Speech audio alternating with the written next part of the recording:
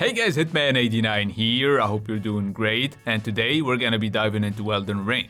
Ever since it came out, I saw tons of negative comments calling it boring, trash, and most importantly, overrated. Now that the hype died down, the question we're gonna be answering with this review is whether Elden Ring is truly overrated or if it's a masterpiece that every player needs to experience at least once. Speaking of games that should be experienced, this video is sponsored by Raid Shadow Legends, a turn-based RPG where you get to choose your champion, and as you progress through the campaign, your party grows bigger, you unlock new champions, and they gain XP and level up as they win battles. What I love about Raid is that it's riveting. The game is very engaging and it'll keep you hooked for hours. The amount of content it's got is insane. Seriously, it's very addictive and it'll keep you busy for a while. Oh, and keep in mind it starts off pretty easy, but then it gets intense and requires some strategy and tactics to win boss fights. Raid Shadow Legends has a diverse cast of characters and plenty of classes available. But that's not all. Raid's 4th anniversary is finally here with dedicated offers,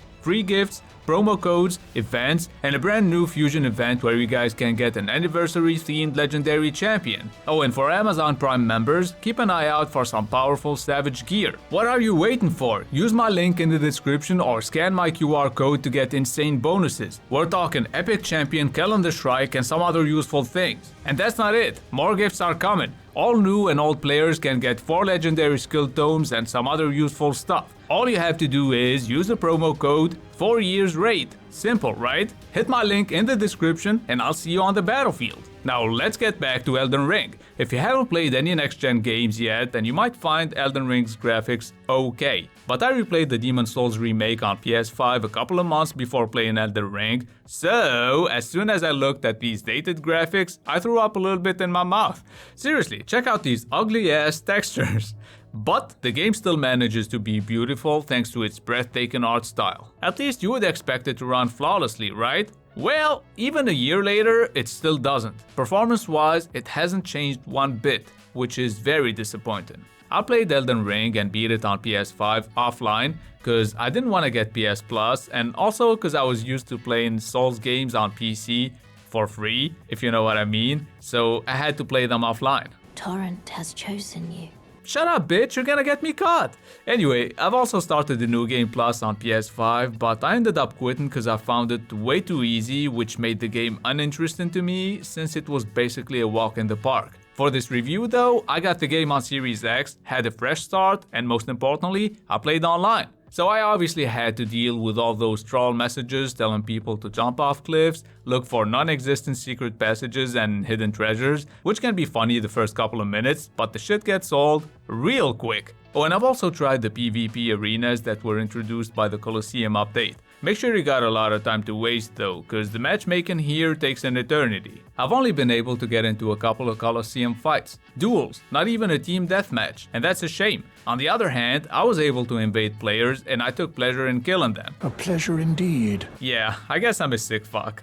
Back to the single player, Elden Ring is incredibly enjoyable and addictive, as long as you're cold-blooded. Otherwise you might break your controller in no time. For real though, dying is part of the game, but if you're under-leveled for a boss fight and you get splattered like a piece of shit, don't hesitate to explore other regions to level up and come back. I mean, that's what any reasonable human being would do. But me, stubborn like I am, I keep on dying over and over again until I manage to beat that motherfucker. It's definitely worth it if you ask me, cause the feeling is priceless, I'm telling you. And since I mentioned exploration, it's pretty much always rewarded here. There are corpses with items on them, NPCs, illusory walls, optional bosses, and even whole regions that you could easily miss if you don't explore thoroughly. But it's also risky because you could die in a bad spot and lose your precious runes if you're unlucky enough to die again before you manage to retrieve them. Trust me, it happens and it hurts. Oh, and what makes exploration more immersive is that outside of combat, the HUD disappears to let you enjoy the view. Plus, there is no hand-holding here, unlike 99.69% of all open-world games out there, so you'll have to rely on points of grace for guidance, as well as NPC dialogues. Speaking of NPCs, once you discover them, they're marked on your map, map that you're gonna have to collect piece by piece. Oh, and the soundtrack takes exploration to the next level. I mean, have you heard the main theme? It gets me hyped even when I'm just on the main menu. And don't even get me started on the music that plays during boss fights. It's so lit. Speaking of boss fights, if you're familiar with Souls games, you'll quickly notice that bosses have some pretty complex attack and animations that can bait you multiple times before they actually strike. It makes it tough to read and learn their movesets, but in my opinion, that's part of the challenge. And when their health bar drops below 50%, things get real intense. Actually, a lot of people might find it frustrating. I mean, we all know who I'm talking about here, right? Noobs. But seriously, I think the game is designed in a way that no matter how hard it can be at times, anyone can beat it with enough time and effort. You can level up, get better gear, and even summon spirit ashes and an NPC to help you out. And if you're a complete pussy, you can even summon a friend to beat the boss for you. So it's up to you how hard or easy you want to make the game. But one thing's for sure, with that killer soundtrack and thrilling boss fights, you're in for one epic motherfucking adventure.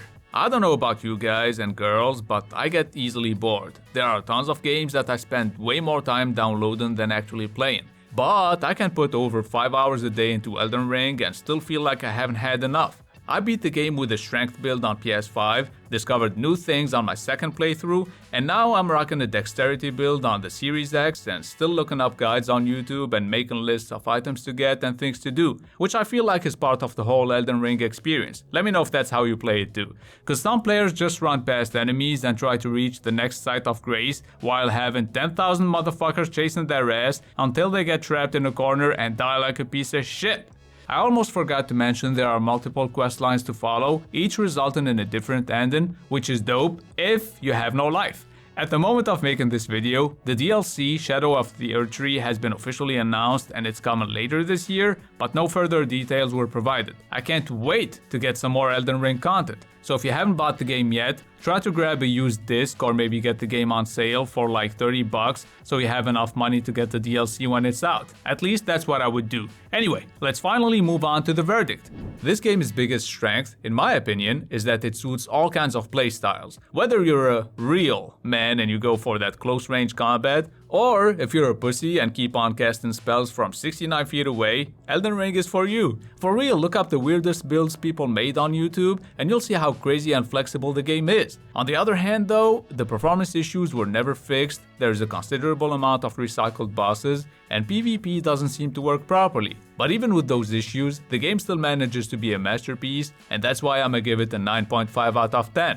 Elden Ring was by far my favorite game last year, and a year later, it's still excellent and worth every penny. And that's gonna be it for my Elden Ring review. Don't forget to suggest any game you'd like me to review in the comments down below. Also, beat the shit out of the like button if you enjoyed this video, and please subscribe if you're new to the channel. Special thanks to Raid Shadow Legends for sponsoring this video and supporting the channel. Next, we'll have the best RPGs to play right now, so stay tuned. It's been Hitman89. See you guys very soon.